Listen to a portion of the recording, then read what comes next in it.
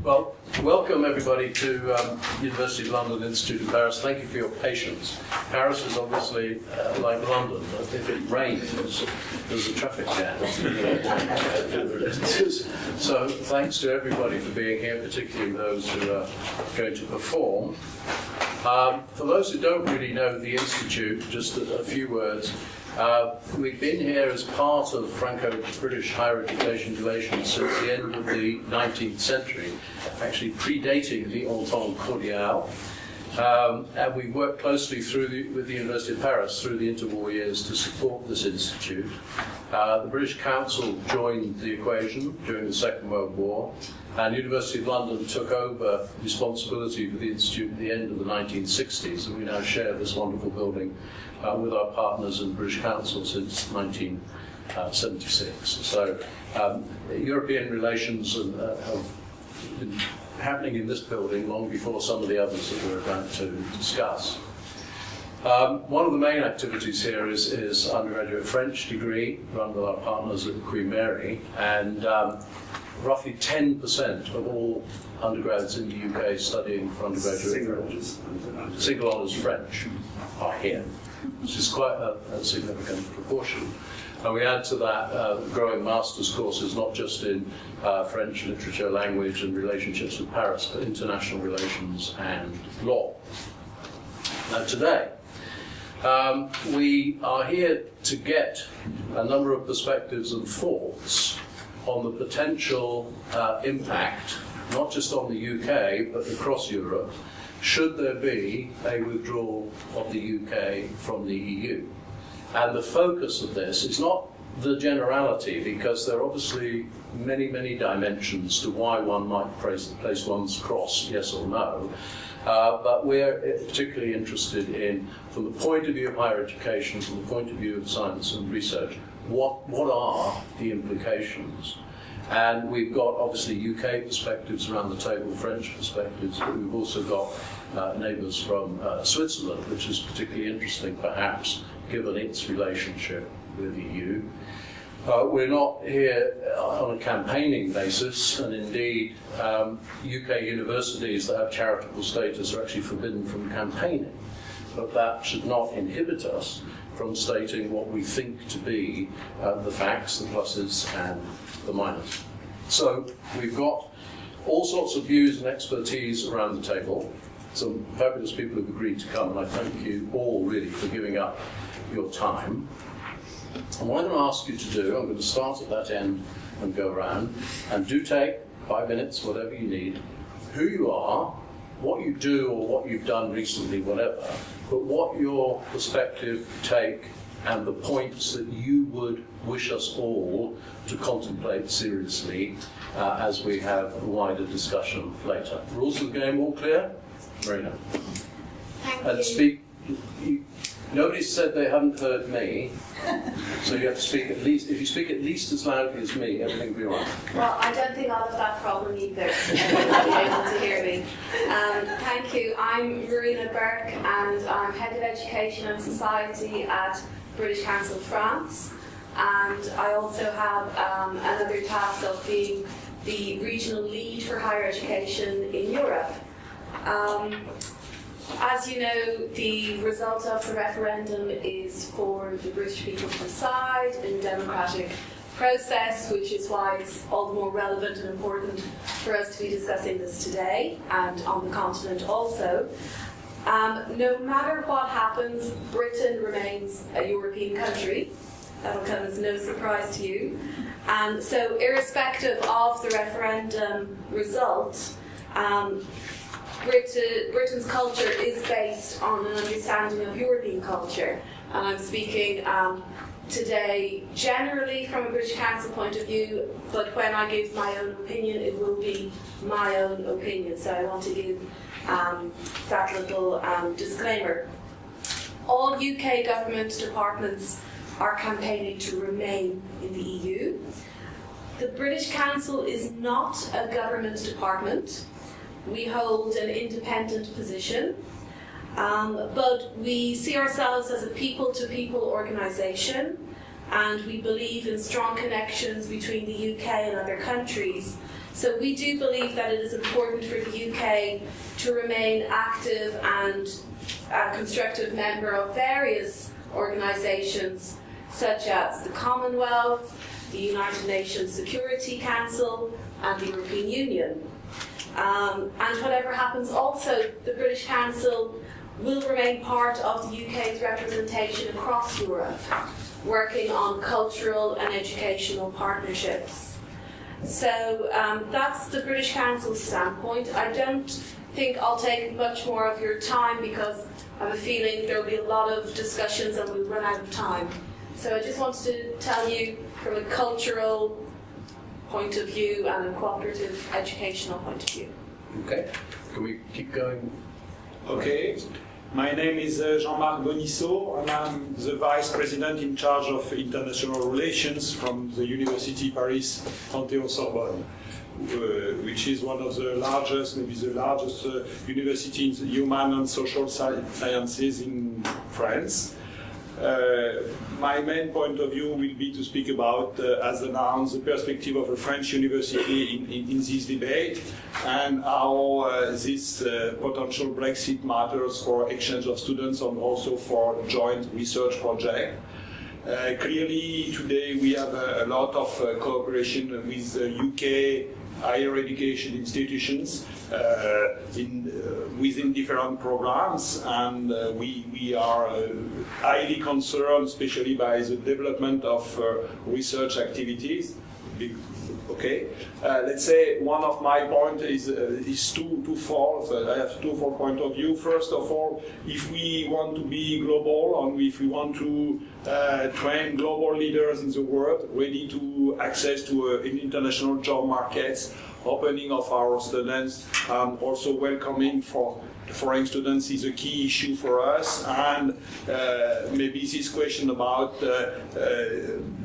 what will the Brexit imply if it takes place to ease this exchange or not, I'm not sure. My second point of view is about we have already large differences, for example, in the economic model and also on the structure of studies between French and UK universities. So we already have faced many differences in the past, and we are able to overcome all of these difficulties to still implement interesting joint structure, so which is not the case, for example, between Germany and France. So maybe it's not so we can do it again with new differences coming from the Brexit. So my question would be, we are already quite different, actually, even if we are in the same supposed Bologna process. Actually, it's not really true, and so maybe we can work together in very different framework of cooperation at the global level. So clearly, my point of view will be, in some sense, balanced, because also many things will depend about. So this is not a 1-0-1 decision. We will have a lot of discussion after if a Brexit happens, and so the issue of many discussion and many debate will have also an influence. So it's very hard to have a clear perspective, a crystal clear point of view on the issue raised today by this debate. Okay, Jean-Marc, thank you. Thank you. Hello everyone. My name is Aurélien Krevich. I work for Sciences Po. I am which is a university specialized in the social sciences. I am the head of the Center for Europe. It means that I am in charge of student exchanges, double degree program and promotion activities. Sciences Po has an important international strategy and of course European one, among which the UK plays an important role, because among the Erasmus Plus scheme, the most important exchanges or the largest flows of students are between France and the UK. We also have implemented double degree program with partners represented among this panel. So my expertise and my ability to share information with you today will be to discuss whether or not a Brexit could have an impact on student mobility and also on current programs, double degree programs already implemented between French and English partners. And also I would like to say that in case of Brexit, it would be a terrible loss for continental players, because in UK you can find the leading universities in every field, because belong the top 10 in every discipline. You will find UK actors, and it's really matters in terms of education and research to keep them in the same network. Okay, thank you. My name's Nicola Brewer and I'm Vice Provost International at UCL, University College London, which if you look at either, let me just take at random two of the league tables looking at European universities, QS and THE, UCL, like King's College London, is one of the 7 UK universities in the top 10 European universities. We are, as Adrian said, we are, because we have charitable status, we don't campaign relevant to the referendum, but we are hosting debate about the referendum. I'm proud to do so, and our President of Office has spoken out saying why he thinks Brexit would be bad for UCL, and that he, as steward of the university and its future, has a duty to speak out about that. I spent over 10 years of my career in the British Diplomatic Service working in and on European Union affairs, finally as Director General for Europe during the last UK presidency of the EU, which has shaped my view, and I've spent now nearly 7 years in total in British higher education, so my view is fused by those two experiences. If you've spent as much time as I have at European councils, foreign affairs councils, general affairs councils, European Parliament sessions, you cannot be uncritical about the EU. It can be very bureaucratic, it can be slow, it can dither when it needs to take action. But in response to the question we're here to debate this afternoon, my view is entirely unambivalent. I think it would be a great error for the British higher education sector if in the referendum the British people were to decide it wanted to leave the EU, and I think it would be bad for the European higher education sector as well. I could give you statistics, and I'm sure some will come up later this afternoon about, in financial terms, about why it would be bad news. I'll just mention one specific one about UCL. 12% of our students, about 4,500, come from non-UK EU countries. 681 at the last count were French. That represents about £40 million worth of tuition income. It's just one very small reason, but large financial reason why we would not be keen to see a no vote, a leave vote. But I don't think it's statistics or money that matter. I think it's how people feel, and I will give one statistic there. Recent polling suggests that 78% of British people who have a degree want to remain in the EU. But I will finish with the most important point. Universities are fundamentally about creating and sharing knowledge for public benefit. And that is fundamentally a collaborative activity. For UCL, which calls itself London's Global University, if we were not in the EU, it wouldn't sound quite so convincing, being global but not fully part of Europe. And if I may, just one very small anecdote. On the 9th of November in 1989, I was at dinner in the British ambassador's residence in Bonn on the night that the Berlin Wall came down. And I felt the emotion in that room from very senior German ministers and officials as we were looking at the prospect of reuniting Europe. I think that the idea behind the Treaty of Rome in 1957 is as valid today in terms of making sure we have no more cold or hot wars across Europe.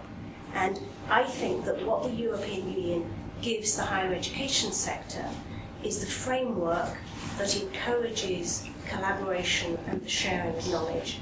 And I think that is very positive for the UK and the higher education sector as a whole. Thank you. My name is Roger Helmer. I took a degree in maths from Cambridge just over 50 years ago. I spent about 30 years in international businesses, and I stress international businesses, working in Britain, but also in Europe, in America, and resident for more than a decade in East and Southeast Asia. So I think I know a little bit about the wider world and a little bit about international trade. In 1999, I stood for the European Parliament as a Conservative.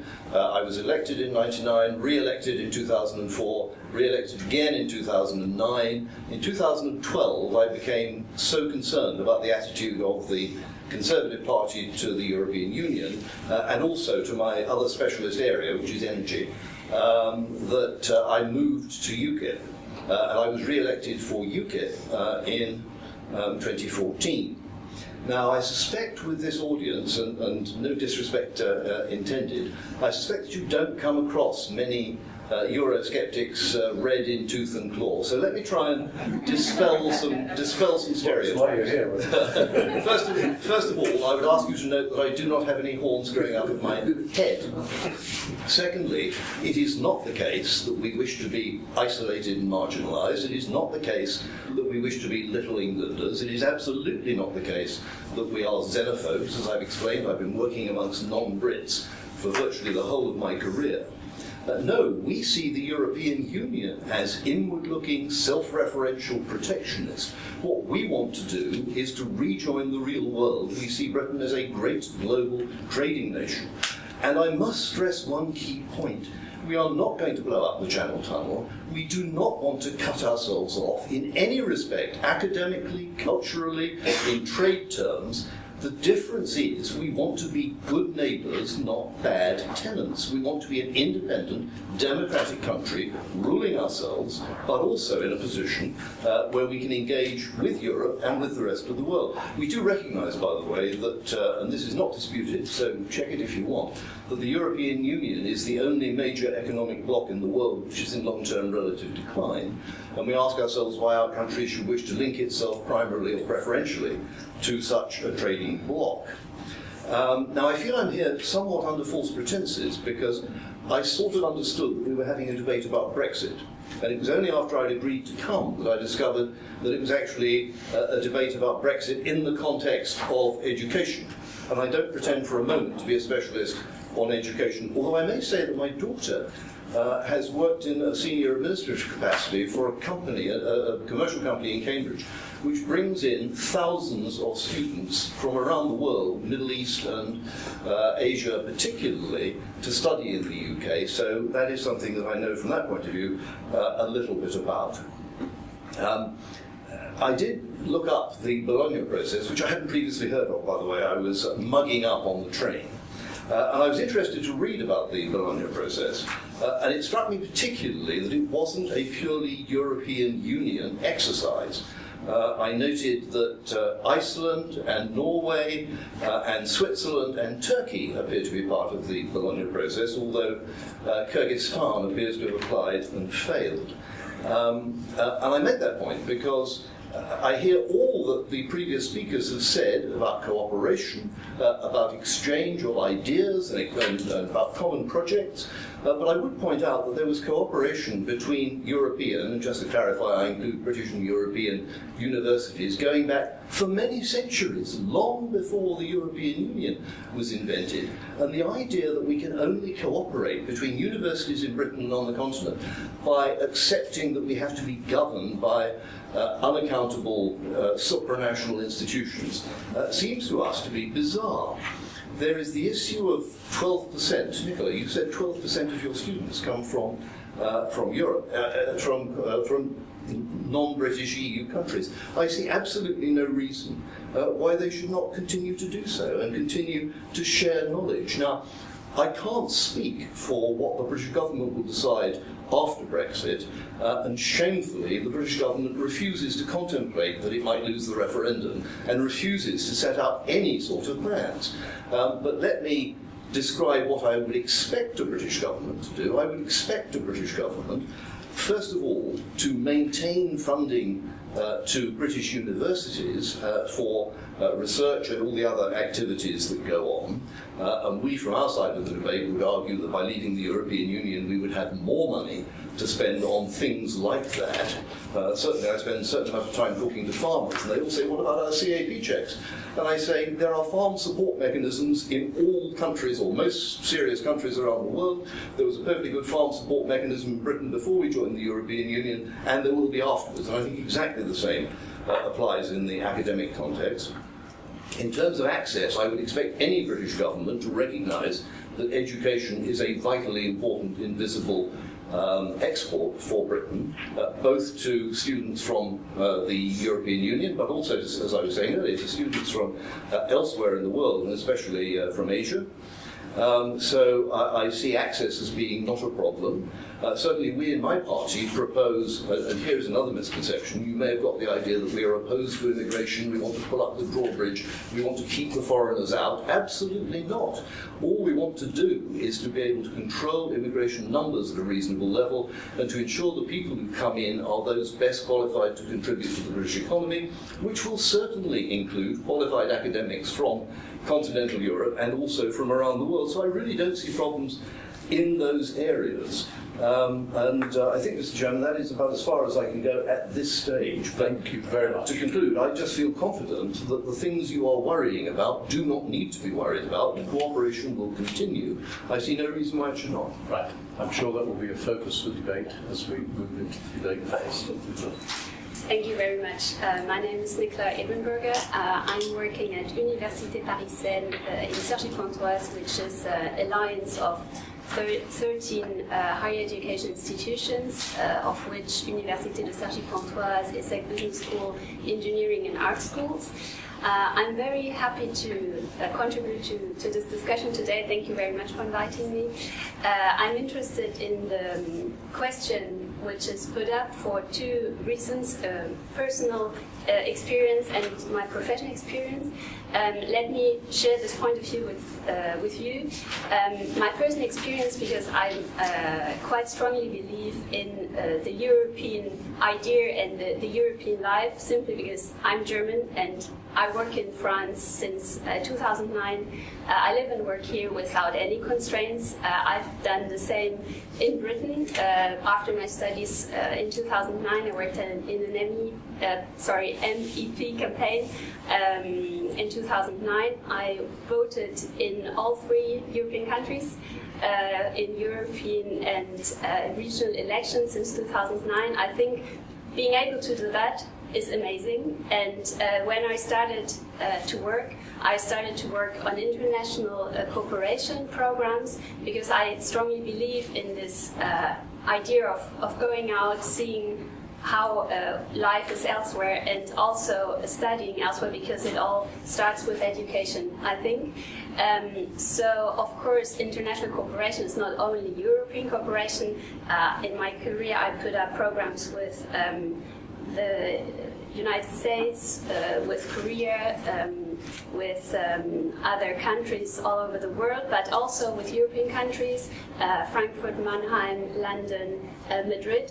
And I realized that it is somehow different to work with European partners, because there is a sort of understanding between the systems, which, at least in my experience, is quite somehow bigger than between systems which are far away.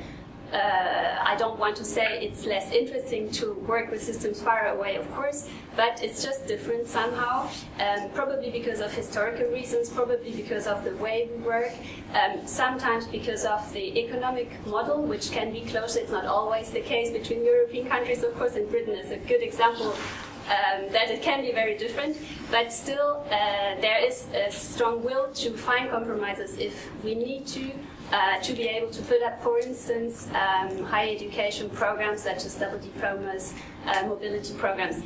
I think it's important to make it as easy as possible for students to do this kind of programs and experiences.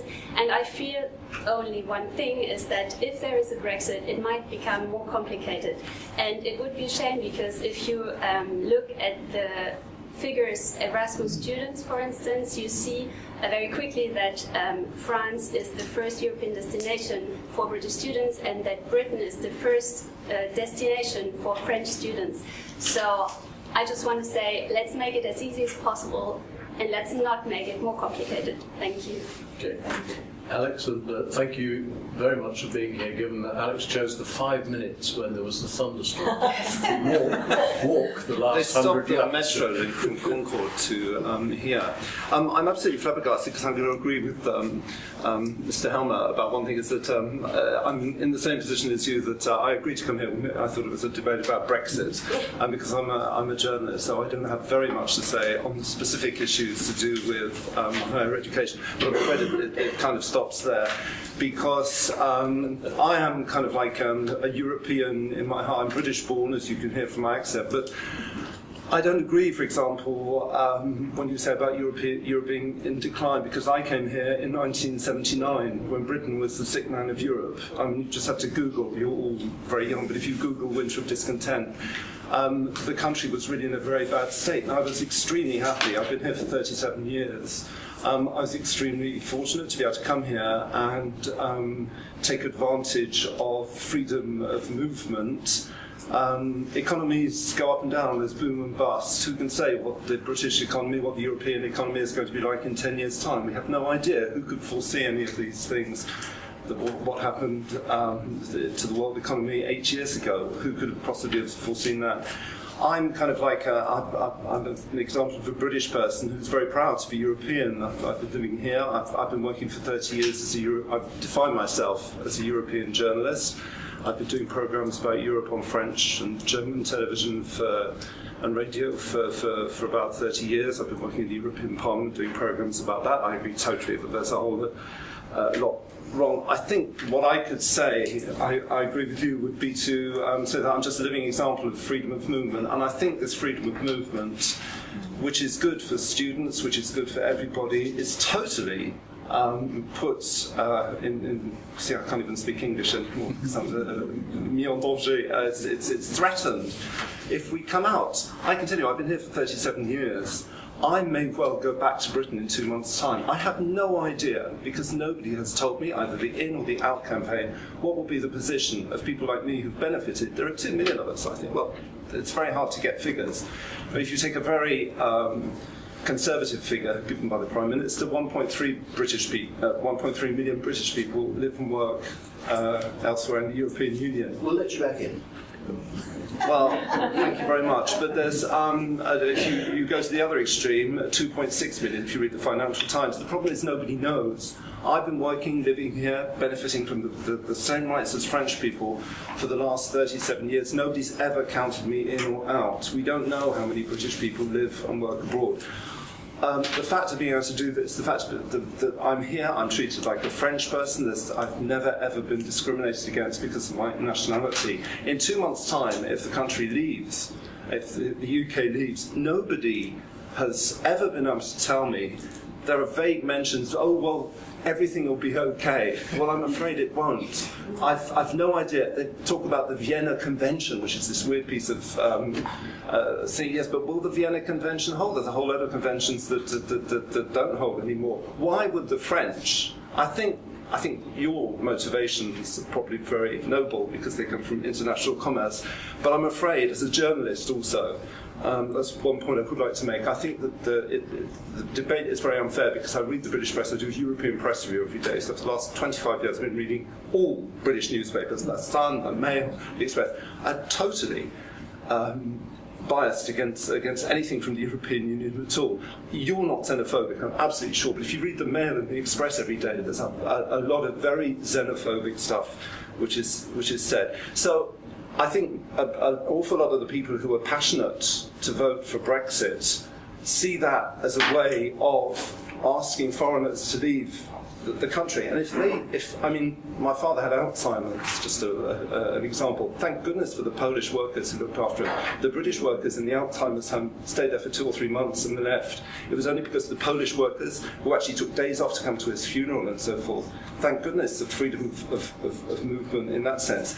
I've talked to them since. They said, if this debate goes on, they don't feel welcome in Britain anymore. So I think a lot of the people who support Brexit see it as a way of encouraging foreigners to go back to their own countries. Well, if that happens, then people like me, I don't know how many British people are here, but we are treated like French people. It won't go on for very long. Whatever they say about the Vienna Convention, it's already starting to happen. I have a friend who applied for a French job, and she was told very clearly, well, we don't know if Brexit happens, then you won't have the same rights anymore, so we're not going to take you on. 2 million people, and then I'll shut up, but I feel very strongly about this. We don't even have the right to vote in a referendum. I've been here for more than 15 years. I'm totally European. I still feel very British, though I've never become French. I think it's an absolute scandal that I don't even have the right to vote in a referendum. I don't mind about not voting in legislative elections, parliamentary elections, all that, but this referendum could take away all my fundamental rights in 2 months' time, and I don't even have the right to vote about that, and I think that's absolutely scandalous. Okay, thank you very much. Joanna. Thank you very much. Well, I'm Joanna Newman. I'm Vice Principal for King's College London, and I have responsibility for all international affairs. I have a similar job to Nicola's. And we are, as Nicola said, a very research-intensive university. We were founded in 1829, a few years after UCL. Research is international. Education is international, and part of my job is to facilitate those educational research links and make them work. And so the comments that I make today are within the context of how a university is able to facilitate those links, but I'm also going to be talking from a personal capacity. King's, 13% of our students are from the European Union and 28% of our staff. So, as Nicola also said, one of our big worries is how is this going to affect us? How are students going to come to the UK if there is a Brexit? Are they going to have to pay full fees because they won't be eligible for loans? What kind of, there are, in the current government regime, getting very talented academic staff from outside the EU to the UK is a very complicated and expensive process under Tier 2. Does that mean that we're going to have to negotiate that for our extremely valuable staff? There are arguments for and against Brexit more generally, which I'm not going to discuss, but I do think that the arguments for staying in for higher education and science are indisputable. But I do think, going back to the Brexit debate, that when I was thinking about it, Yeats's Second Coming came to mind. That phrase, the best lack all conviction, while the worst are full of passionate intensity. And I think that there is something about that to the debate that we're having in the UK at the moment. We do lack evidence of what is going to happen after Brexit.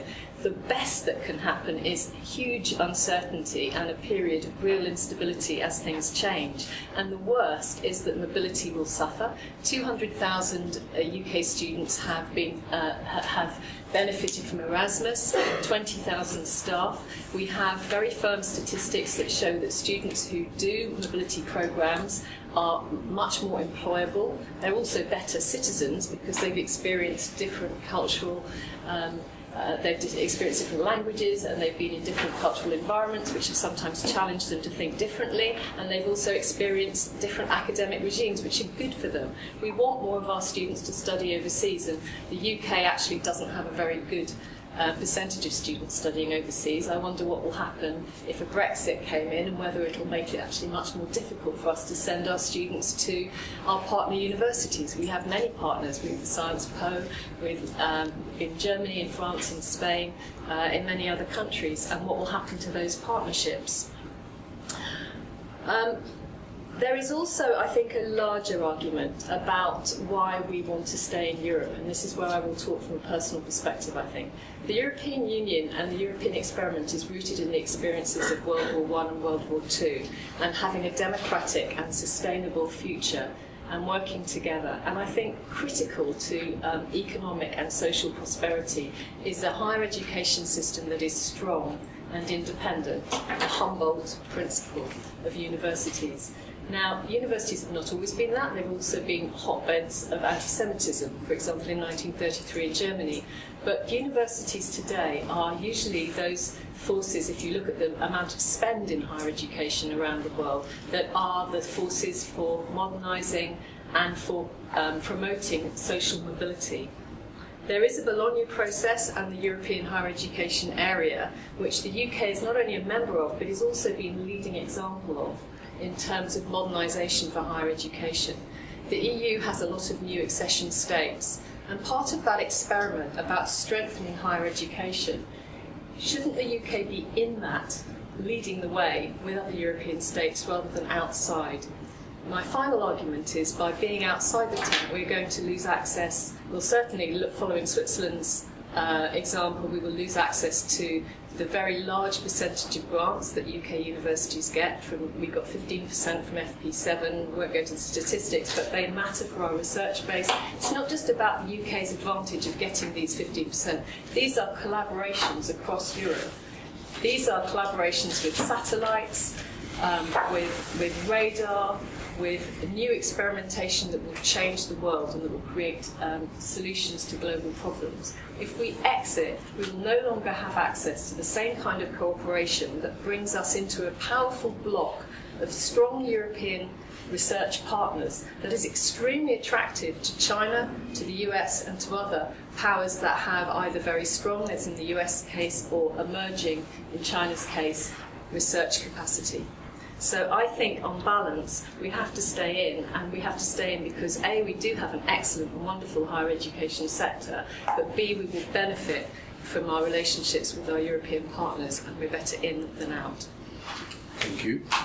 Finally, Philippe, because Switzerland has been signalled as a very special contributor to this debate. Switzerland is neutral. Do tell us. I guess we're not going to change each other's opinion around the table today, so I'll try to be neutral and tell you a little bit about the Swiss experience later. So my pedigree is that I'm trained as an MD and a microbiologist. I'm interested in microbial pathogenesis, and that is interesting in that issue because this is war between organisms and trying to find compromise to survive, because everybody wants to survive. So let me go just to, in Switzerland we vote on everything, and we have voted a number of times on issues regarding to Europe, and we always come up with a cartoon that would fit perfectly well the British situation. The cartoon is the heart says yes, the gut says no, and the brain says I don't know. And the polls are always 50.02, 15, and then this big we won. It's crazy, but so it's very balanced, and I think the debate is around this. So this is the same situation. We dealt on a general on the general level. We had to deal more than 120 different treaties in order to be about in dealing with the economic union. And I think this is important because if you're not in the European community, it's a lot of effort to deal on everything, including on each 2020. So this is one thing. The second thing is I want to say, or to remind, for one Swiss people you have about 10 British people and 100 European people. So our market, if you will, is 1 to 100. So the big market is Europe, is not Switzerland. As a result from that, for the industry, for instance, is that we are not independent. I mean, independency is a kind of flirt. We can choose the color of our army car or whatever, an airplane, things like that. But we do not choose how we deal with the big market. Europe is the biggest market partner, and we have to obey the rules otherwise we're out. And that is for the industry is very important. Everything that goes to standards, plugs, electricity, whatever, has to fit them. So you're not really totally independent. So this is from the general point. From the education and the research point of view, as I'm a vice rector for research and international relations.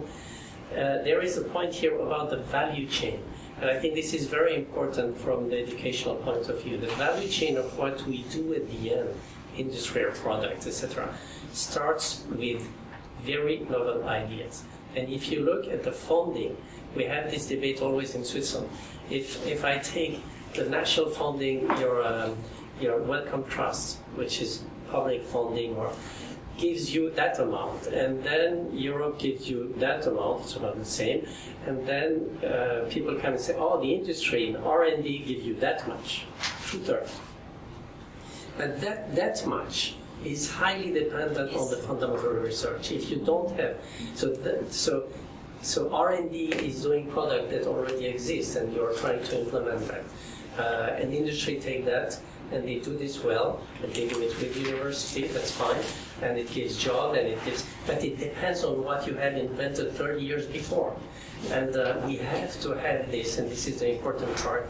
And in terms of, so you mentioned that researchers are moving, we have been moving since Descartes and the Renaissance.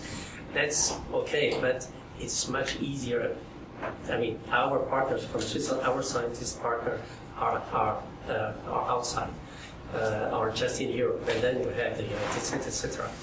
Second thing on that point again is that Switzerland is an immigrant country, and 50% of our researchers are, and professors and academics have not Swiss passport. So that gives probably this richness. The last point is a comment on compromising and the power of compromising. And it's just an example of evolutionary biology. We have a very strong institute in Lausanne that looked at social insects.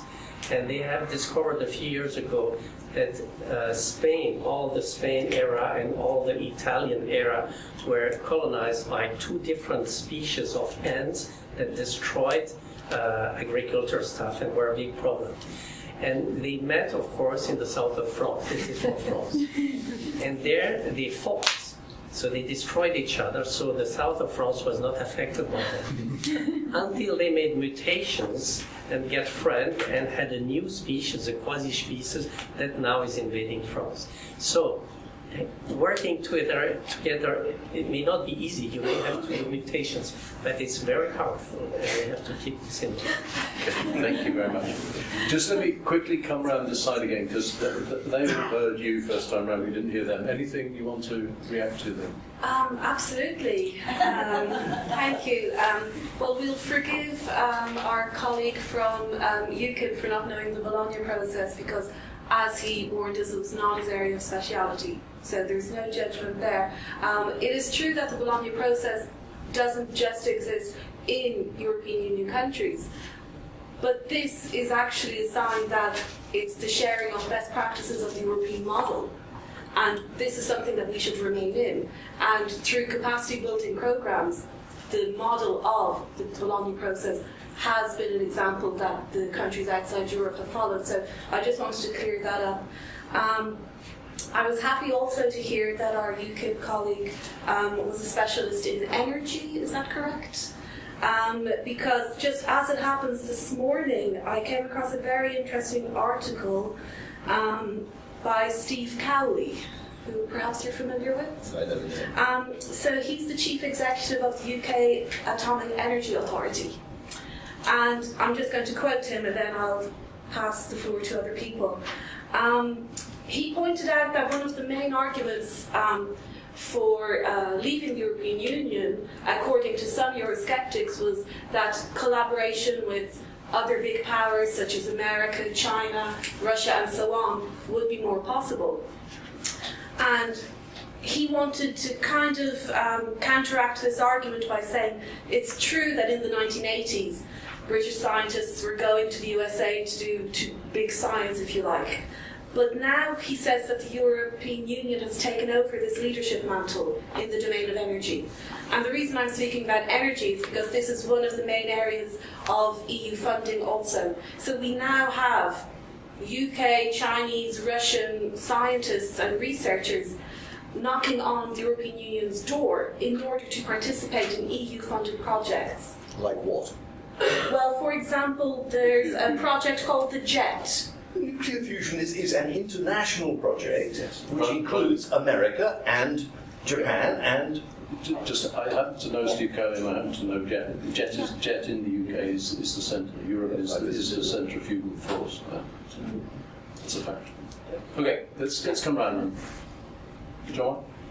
Yes, actually, I would like to change my point of view and to go back to my main concern. So, my main specialty, I'm working in mathematical economics and a little bit in economics. So, clearly, we are on something which is very fragile because collaboration, cooperation, moving. So, we have a small incentive and we can choose to go to Germany or to UK, we can choose to go to US or to UK from a French point of view. And conversely. So even a small change in the barrier may have a very big effect at the end because everything is small and we have small differences. First of all. Second, this is the same in terms of transaction costs. If I'm thinking about the pure, simple Erasmus Plus agreements, this is something which is completely normalized. So it takes for me around 2 days to have an Erasmus Plus agreement with any universities in Europe. Even with Switzerland, it's a little bit harder. So we have some of, and we are very pleased to have agreement. But then we need to have some. So we have this kind of things, which is about time to take, time to have an agreement, time to exchange scholars or students is very important for us. So this transaction cost, so it's not once again a 0-1 effect. It's just a little change in the global environment, and this, like how do you say, papillon, effet papillon. Butterfly. Sorry, thank you. You're right. This is really that things which matters in terms of higher education, in terms of cooperation, in terms of student exchange.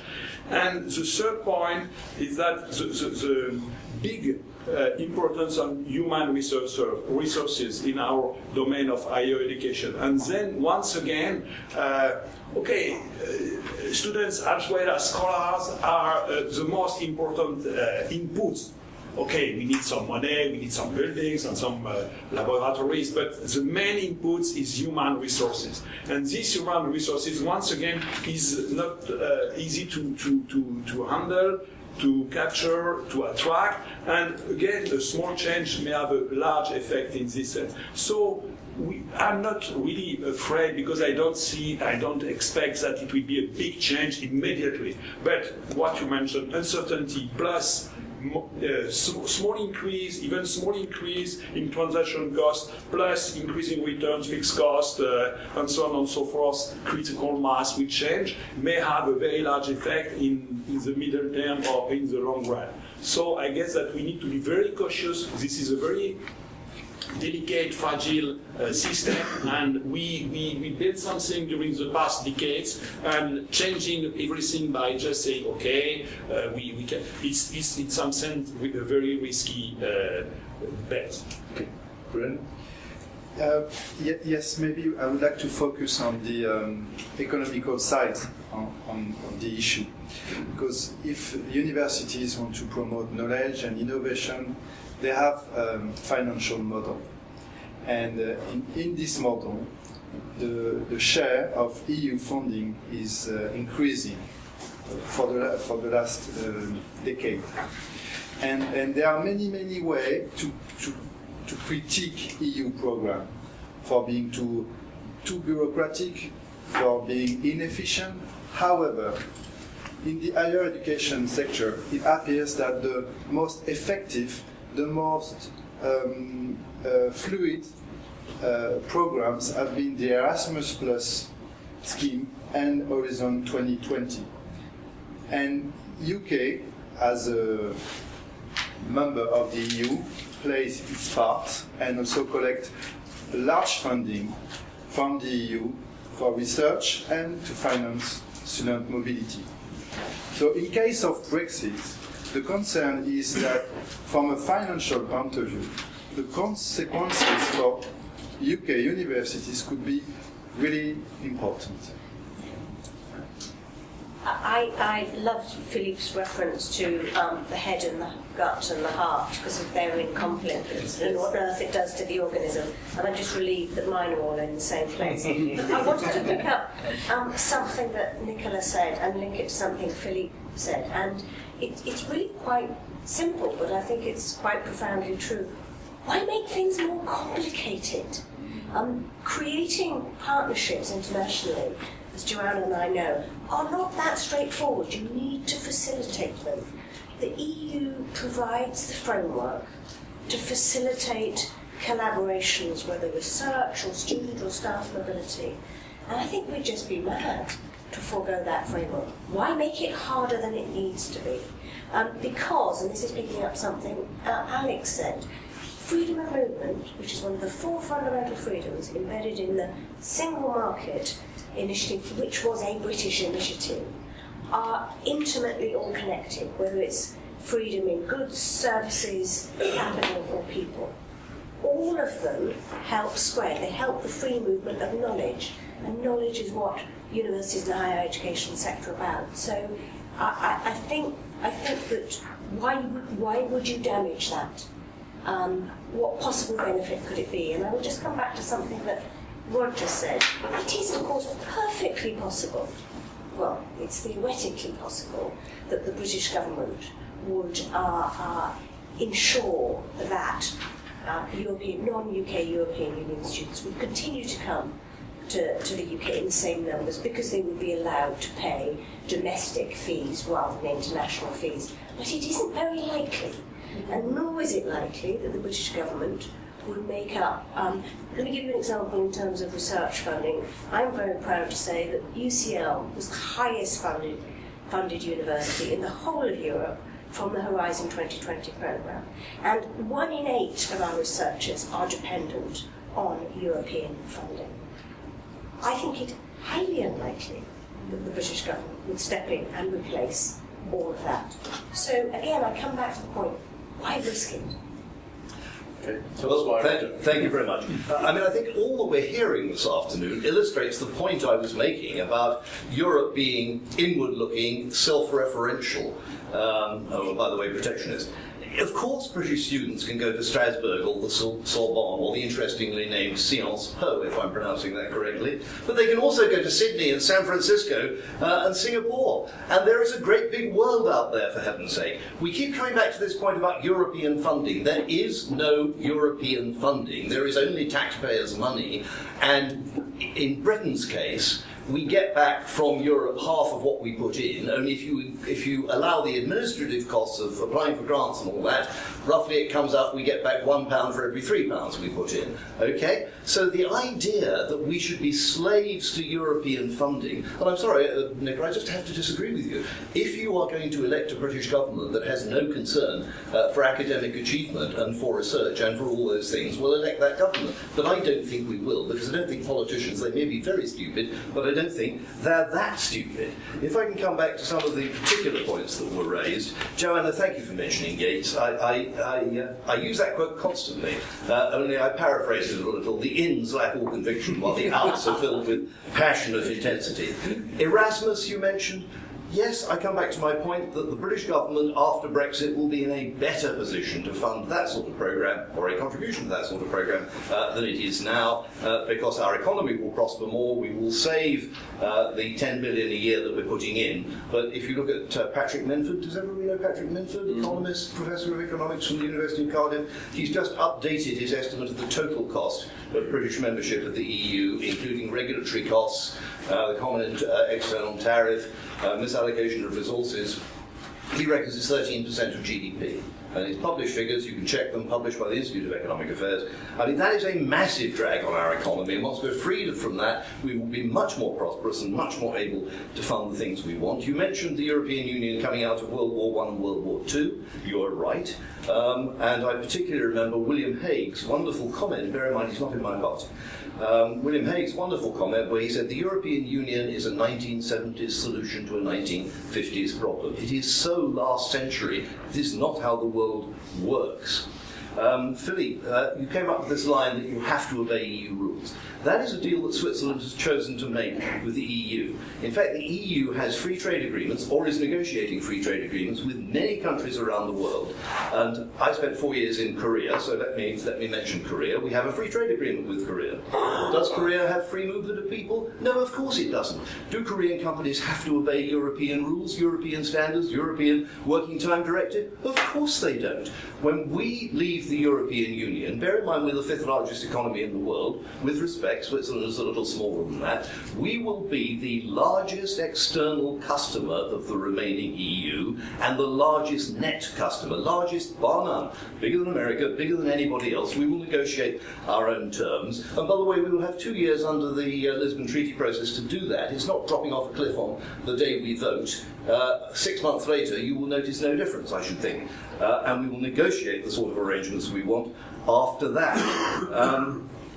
The question of fundamental research, which you quite rightly made, and with respect, I was about to mention nuclear fusion when it came out of the conversation. That is a global project, and I hope and believe that Britain, after Brexit, will engage as an independent nation in that project, although it will no longer do it as it does today through the European Union. But I must come back, if I may, just finally, Chairman, to Alex, because there's a word you haven't been following particularly, the referendum debate, perhaps you said. The word that emerges is Never said that. scare. Oh, I thought you did. Sorry. I know I've been following very closely. Good. In that case, doing nothing else. I apologise for misquoting you. In that case, you'll be familiar with the widespread use of the word scaremongering, and with great respect, that's what you were doing. The idea that we are going to send, about my own personal situation. I'm very unsure. We are about to send Polish workers home.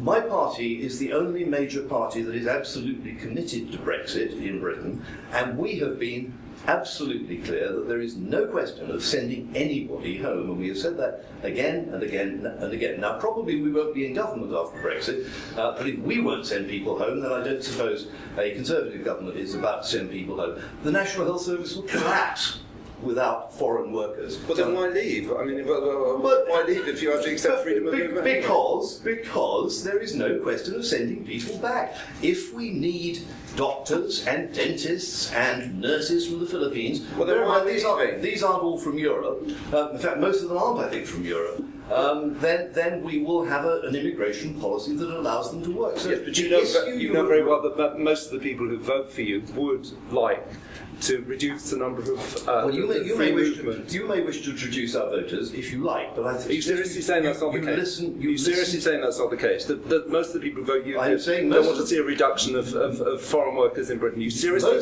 Most people who vote for UKIP want to have controlled immigration, and in fact, many people who don't vote for UKIP want controlled immigration. The government promised to get the Conservative government promised to get net immigration down to tens of thousands. We'd be pretty relaxed with those numbers. So we are not out of line, and I don't think you can suggest that UKIP voters are xenophobic when the Conservative government was making a similar promise.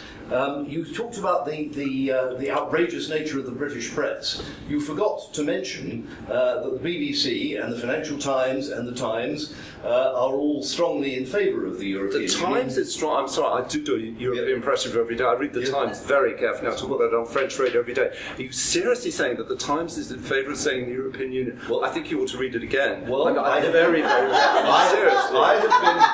I have been reading it very carefully for the last 2 months during the referendum. Well, I've been reading it very carefully for the last 20 years, doing press review every morning on French radio. And publishing summaries for the benefit of my party members. And the conclusion I reach is that in this referendum campaign, it is not overtly biased, but is broadly it's hesitating a bit, but it's been largely European. Oh, that's okay, let's call that one a draw. Project. Nothing further is going to emerge from the Europhobic paper. It belongs to Murdoch, like the Sun. Exactly. Why would it be pro-European? I mean, it's just ridiculous. Don't know. Ask the editors. Okay. Don't ask me. Right, onward. Any other points, Ruda? I think, well, there's a great deal more I can say. Okay, we'll come back. Right, now, just one more little flurry, and then I think we'll open it up to questions. One of the themes that does seem to me emerging is a lot of us actually believe in the university system and more widely that, we're not going to dig up stuff, we don't aspire to be cheap labour in the UK, and so the future of the UK means being smart. And that rests on fabulous universities and a research base. And the concern, and you may not share the concern, but the concern is that the structures and the mechanisms enabled us to grow one of the most successful research bases in the world could be damaged. And if you think it won't be, maybe it won't be, but why take the chance is one of the themes that keeps emerging. And the other is people and the flow. 28% of staff at King's. If you take postgraduate researchers in sciences, it's probably 50-60%. Anything that creates damage and uncertainty to that, I think, is one of the other themes. And the recurring theme, which of course you just pushed back on, Roger, is why create the uncertainty? And the other thing, even if we've got this 2-year hiatus, that is going to stymie investments, it's going to stymie contracts, long-term research projects. Nobody's going to enter into something not knowing where they're going to be in 3 or 5 years' time. So it's that uncertainty thing rather than claiming this is better than that. It's at least we know the devil we've got. Can I respond to that? Because we don't know the devil we've got, and if it's uncertain what will happen when we leave, it is much more uncertain what will happen if we stay. Has anybody here read the so-called 5 Presidents report, which is the President of the Council, the Commission, the Parliament, and the other couple of presidents that I've forgotten? And they have written a report which basically says if we want the euro to work, we have to have a completely integrated fiscal and monetary system in Europe. I mean, it is a massive movement of European integration. We have the euro currency, where the crisis is rumbling on. We don't know what's going to happen to that, but it's doing huge damage to the European economy, and it's creating virtual depression over large parts of southern Europe. You mentioned the importance of free movement. We have that collapsing with the migration crisis, which Europe has been completely incapable of dealing with. So let's not say it's a risk. So I think you're confusing things a little bit. We weren't talking about free movement of people from Syria. No, but we're talking about free movement of terrorists and Kalashnikovs within Europe. That is well, go and read the paper. Go and see where some of those terrorists in Paris and in Brussels came from. They came in as migrants. What about the London? What about the London bombing? Let's not get into that, because it'll end up with another no, but the point I'm making is that there's this suggestion that we know about Europe, it's nice and comfortable, and we know exactly what it's going to be like. No, you don't.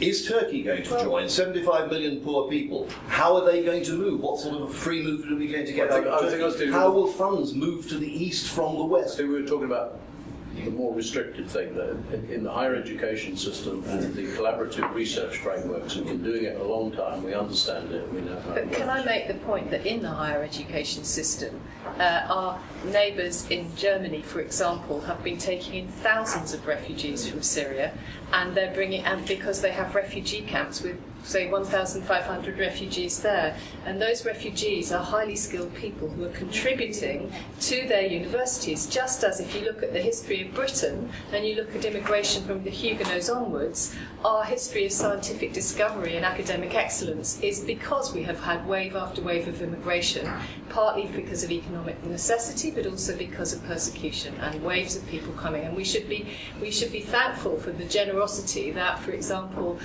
Germany has shown and led in recently, and Britain, I think, has also been doing a very good job in terms of its support and development aid to what's becoming permanent camps for refugees in neighbouring areas. Because just to finish, the flood of people are not coming to Europe. It's just several million coming to Europe. The millions of people who are displaced in the world today are actually stuck in areas near where the conflict is. So it's a fallacy that we are getting millions of people coming into Europe. Let's give everybody another go. Go on. Okay, thank you. Well, I would just like to come back to the main higher education issue, because my experience is one of putting up international programs between higher education institutions, and I made the experience that it can be, as you said before, quite complicated to put up mainly ambitious programs such as double degrees or really close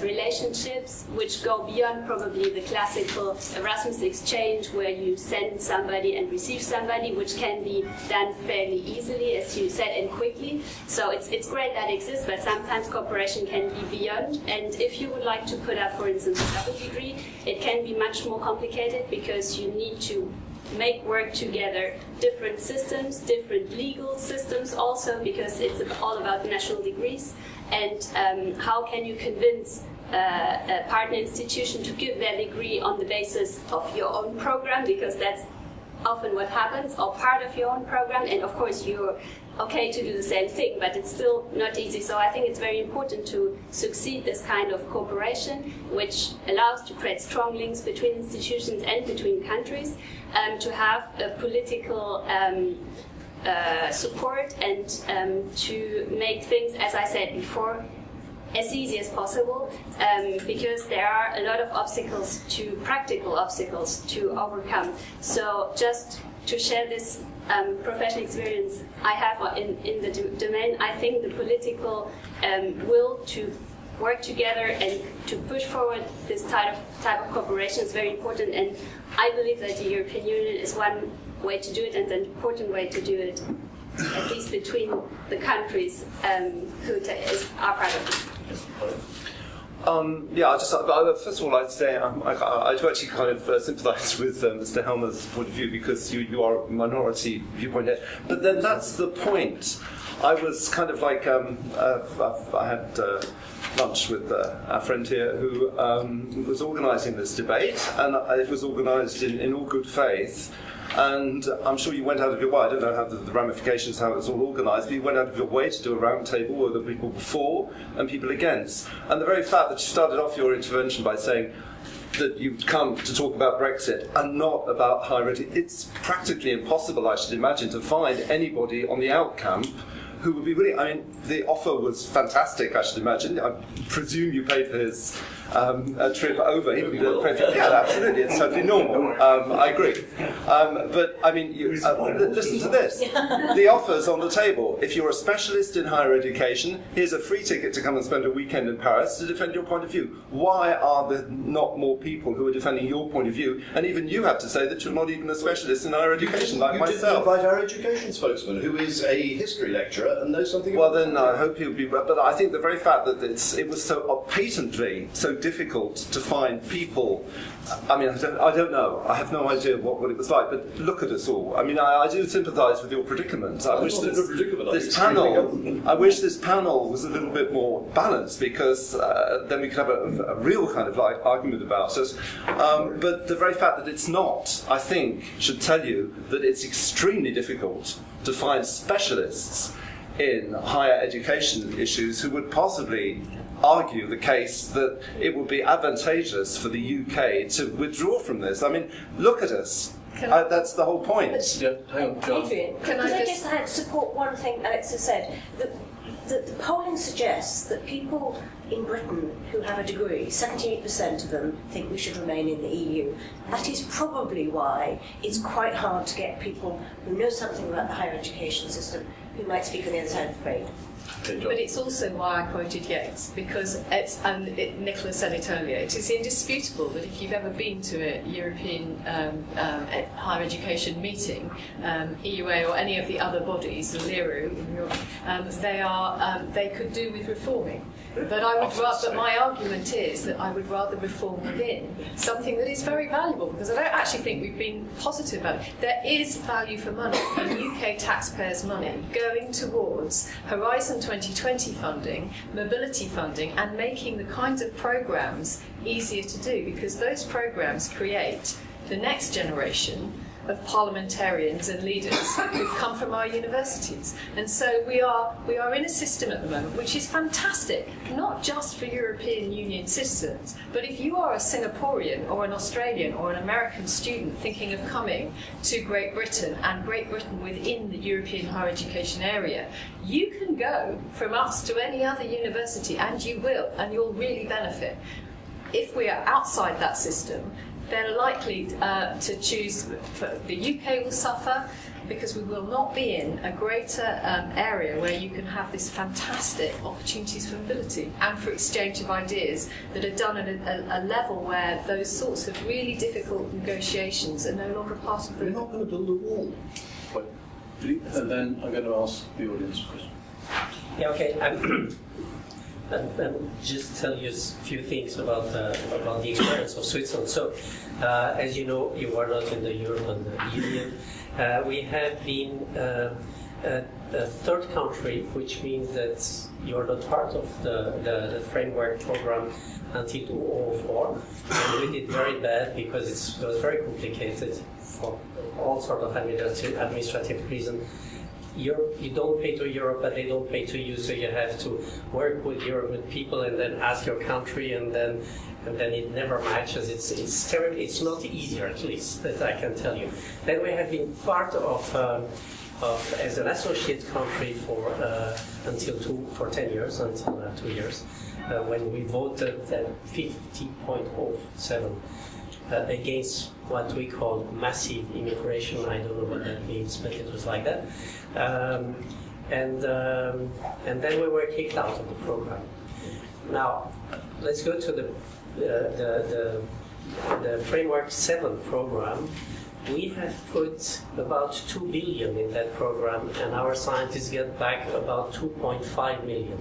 So it was not a bad deal in that term. Now, Great Britain, I know, was the first in the ERC, and probably Great Britain got back about over 9 billion from that program. I don't know what they put in.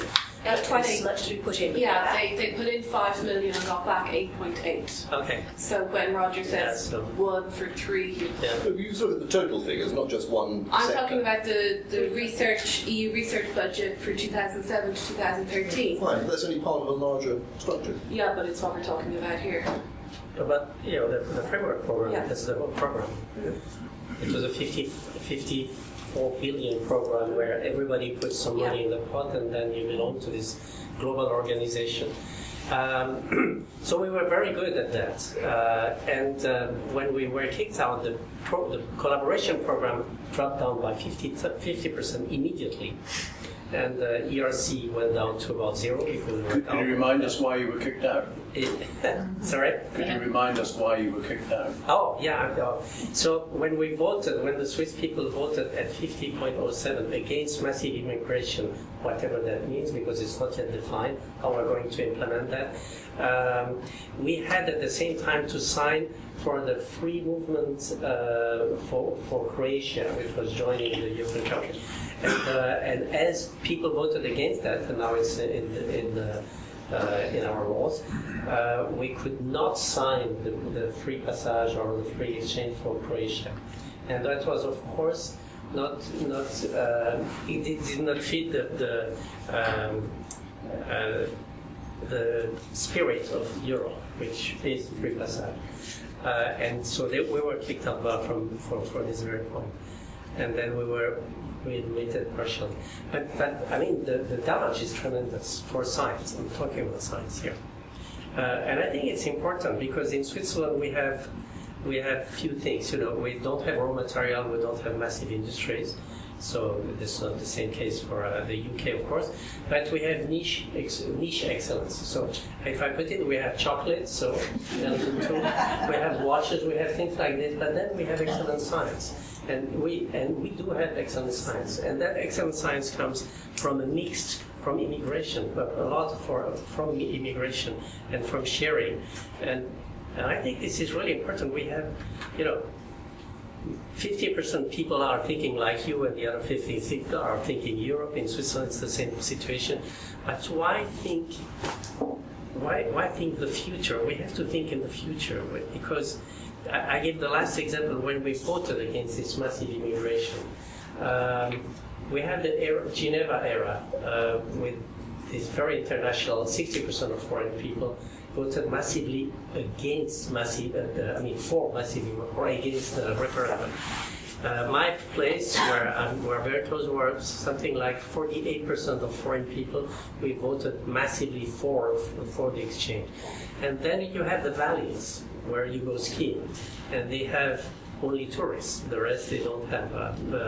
And they voted against immigration. I'm sorry. So there is a discrepancy here. People that are facing internationality vote for internationality, and the other not. So that's our results. But I think we have to, that is now my personal view, we have to think forward, we have to think differently. And I would I would say we have to ask the youngster to vote in that referendum because they are the future. And I think our youngster did not vote, and that's why it balanced in one side. We have to tell them to vote. They have the right to vote. Okay, I don't want to keep people too long from sort of drinks and networking. The discussion can be equally lively. But are there one or two questions from the audience of something we've kind of missed? Okay, so two. Lady near me and gentleman, yeah, okay. First lady there. My question is for the higher education specialists, and it's, if Britain stays in the EU, are there any reforms that you would like to see that would make your jobs in the higher education sector easier? To lower taxes. Joanna, Nicola? I do think the processes, both for applying for research funding, can be quite complicated. It's true in the UK as well. If you go to the different research councils, a bit more harmonisation and streamlining would be very valuable.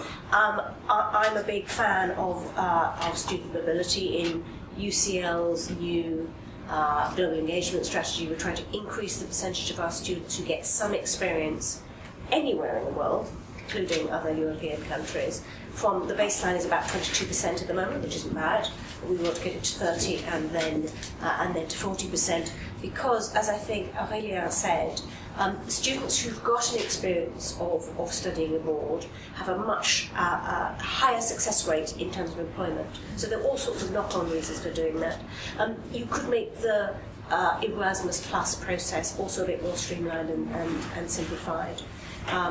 So a little bit more harmonised, a little bit less bureaucratic. But the framework itself, which is what I was saying, encourages and facilitates exchange, collaboration, creation and sharing of knowledge. The framework is sound. We just need to simplify it a bit. Without going all the way around to get some more questions. I mean, I think there's been a general feeling about the bureaucracy of the framework programs and the rest.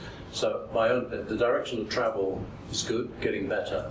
And always bear in mind, however difficult that is within Horizon 2020, infinitely more difficult to do a joint research agreement with the United States. And I'd just add innovation. I'd like some more funding put towards innovation and online and kind of the ways that European universities, including British universities, can work together with the developing world. And I think that there could be more emphasis on that in some of the programmes that we did. Gentleman straight ahead of me at the back. Yeah, you.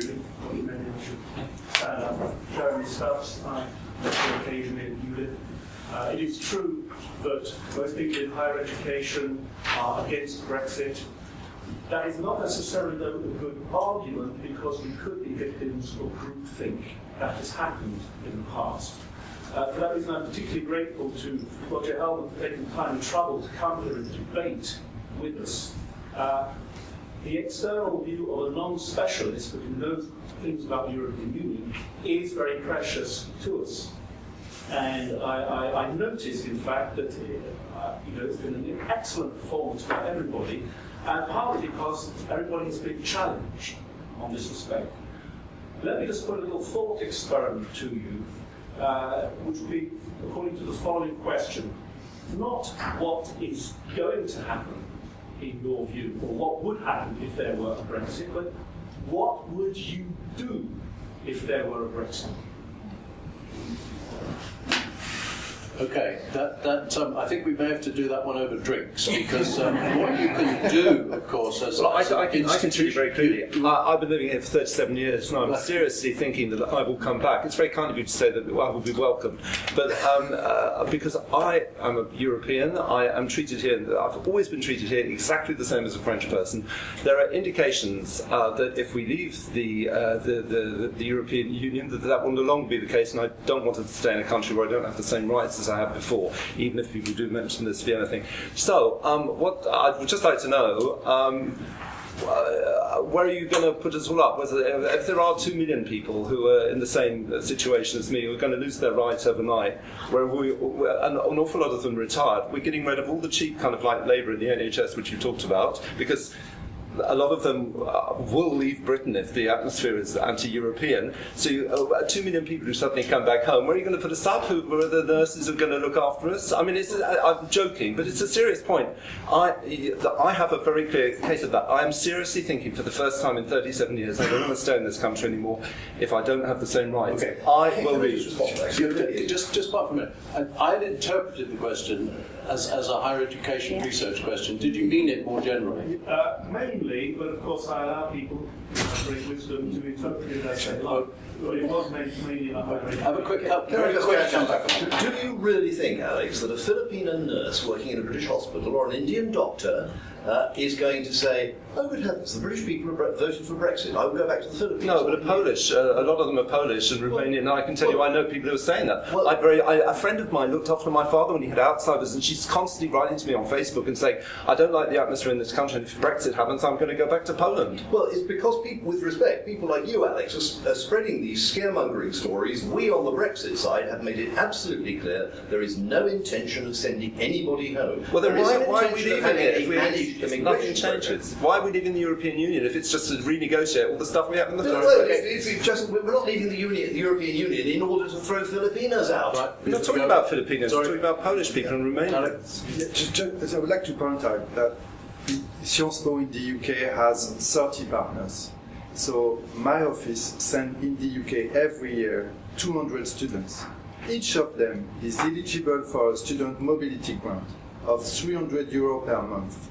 I don't know if in case of Brexit, these 200 students will be eligible to spend this money in the UK next year. Well, I can't tell you about the detail of programs like that, and obviously we have for negotiation. But very briefly, we would all start having to think about renegotiating hundreds of agreements and collaborations and partnership, and work out where to start. And what we'd also have to do is we'd have to calculate the amount of research and science budget that has gone into a European funding pot. And we would have to try to persuade a government to give universities that science pot in an environment which is highly unlikely that we would get anything like that, which would mean that in 10 years' time, the UK record for science and discovery and innovation would decrease. Yeah, that would mean you've elected the wrong government in Britain. It's often been done. Yeah, no, I like that because it's exactly what happened in Switzerland 2 years ago.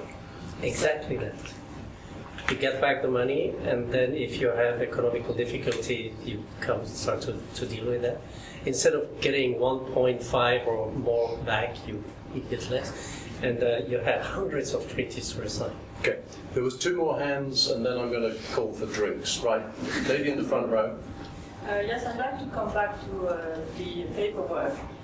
One can complain about paperwork, but in an area which I know quite well, it's the ERC grant.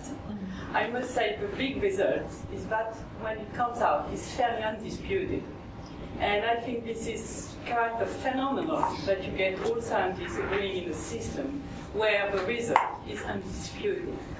And I don't think even in France at that level we'll have something just so broadly accepted, you know? So I think that was one of the big advantages of something like European and everybody joining, that everybody, when they get it, they know it's for real, you know? It's not because you've been backed by your government or by you think from that. I mean, this is a very huge advantage. Okay. And I think that really made European research so good. Okay, note that. 18% UK. Last question. There was a hand. All right, the hand that said, "Okay, this is last question." But it's not to stop the discussion. It's to make it continue over drinks while we're going. Go. Hi, Alexandra Greenwich, and I work in the Southern Student Housing team.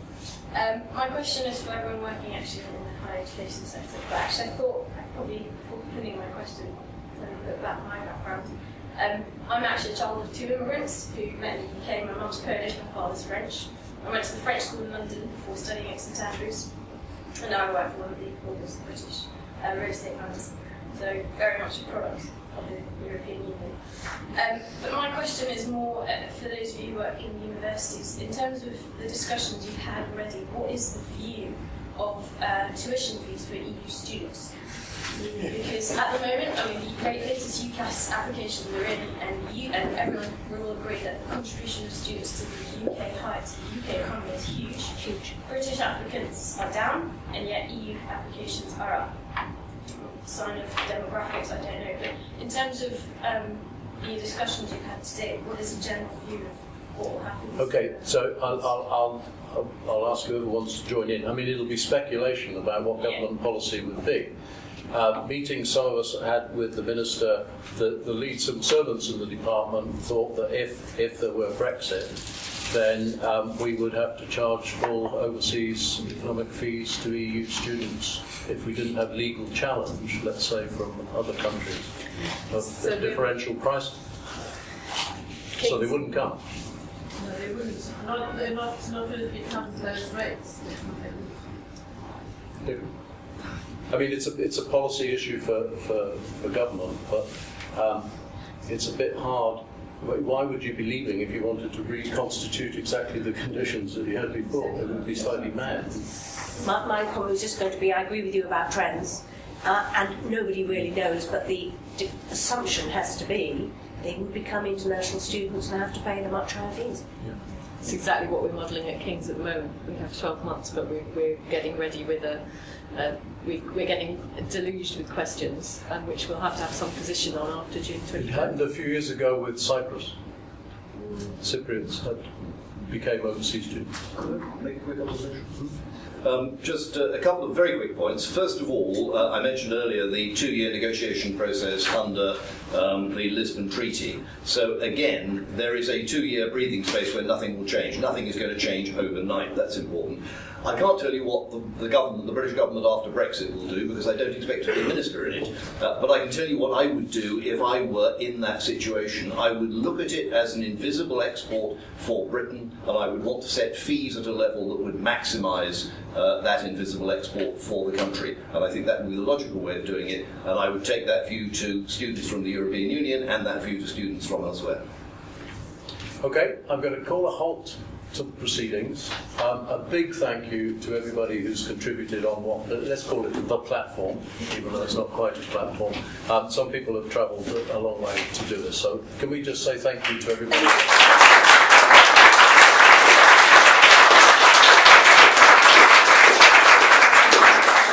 So, those who will need to make a getaway in half an hour or so, is there a mechanism for ensuring that there can be taxis? And who should those people Anyone talk who needs to? help with taxis and so on, talk to me or my colleagues, and we'll all be around. Okay. Otherwise, can we draw back the wall at the end? So do not disappear. And there are many threads there that I'm sure you'd like to continue to discuss.